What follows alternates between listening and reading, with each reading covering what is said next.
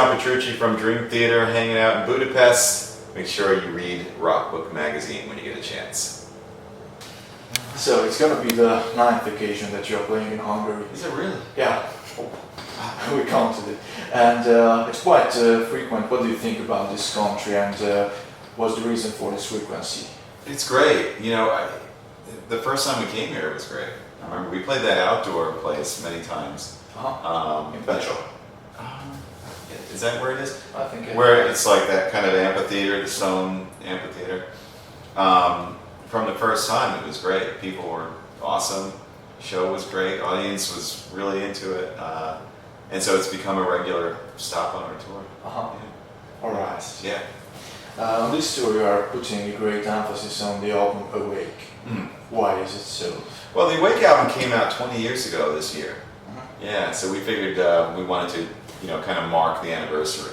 And so the second half of the show, we begin with a bunch of songs from the Awake album, which, it's great. It's going over really well. I think our audience is really enjoying that. Right. Yeah. I absolutely agree with that. Cool. Yeah. Okay. What's the concept behind making the set list for your gigs? Well, this set list, it had a definite concept. I mean, first of all, it's a 3-hour show.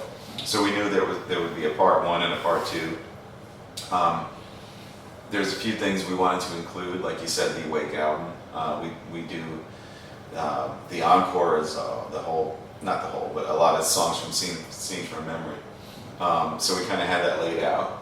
And we wanted to make it special. We wanted to play a couple of songs we'd never played live before, so we put those in. And we wanted our fans to really enjoy it. We've been in a band for a long time now. There's a lot of people that that have seen us play 9, 10, 20 times, whatever. And so we wanted to make sure that the show was really special for them. All right. Yeah. Okay. Let's jump back in time a bit. It's a known fact that your ex-label had kind of an influence on your Falling Into Infinity album. And if there hadn't been this influence, what would this album have been like or different?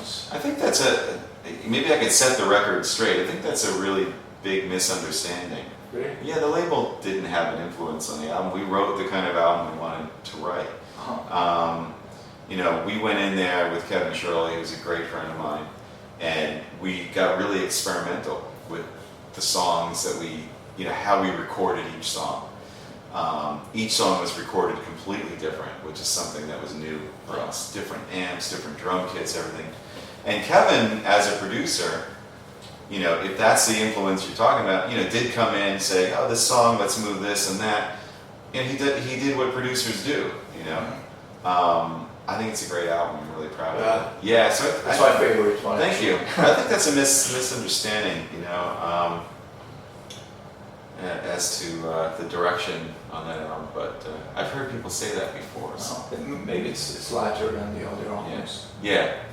Just it's different. I mean, it was the first album with Derek, so we had a new influence in him as a keyboard player and writer. Like I said, the way that Kevin produced it was very different, so it kind of stands out in a lot of ways. Even the things that I use, the different guitars and things, very different. Right. But I just wanted to ask you about your guitars. Yeah. Approximately how many guitars have you got? I have a lot of guitars. Yeah, I'm not like a guitar collector. Like, I don't have all vintage instruments. I don't even own a Strat or a Les Paul. I don't have one. But what for example, almost 15 years with Music Man,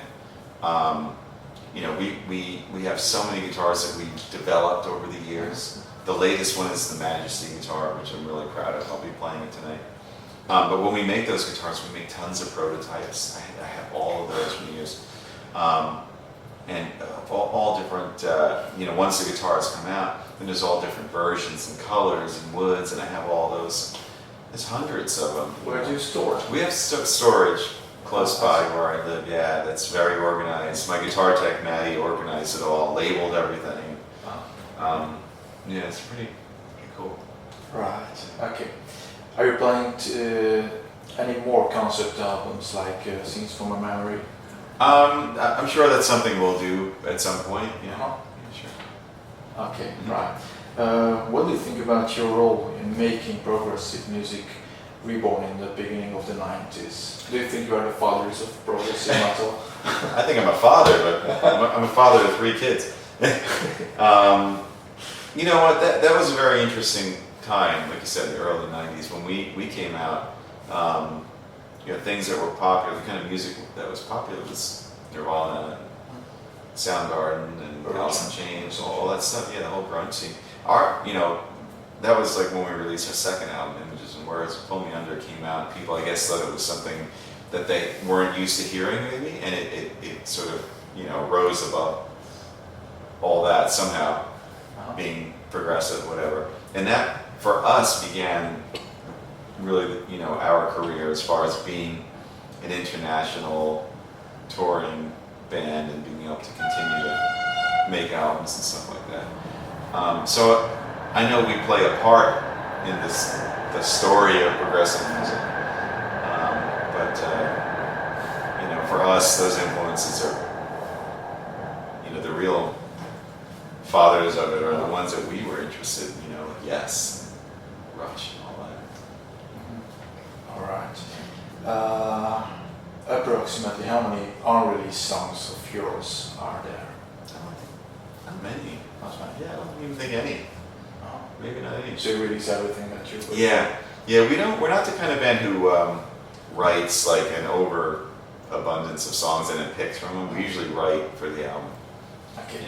Are you influenced by any contemporary bands or artists as a guitar player or as a songwriter? Yes and no. You know,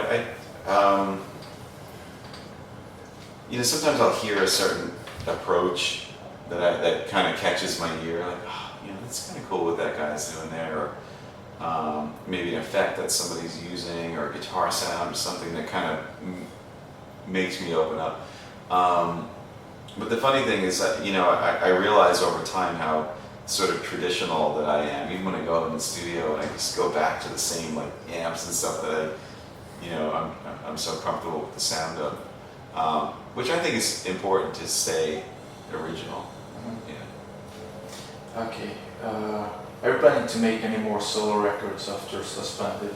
Yeah, people ask me that all the time. That one came out in 2005, I think, a long time ago. So yeah, I'm working on a new one, trying to find the time to squeeze it in and where to do it.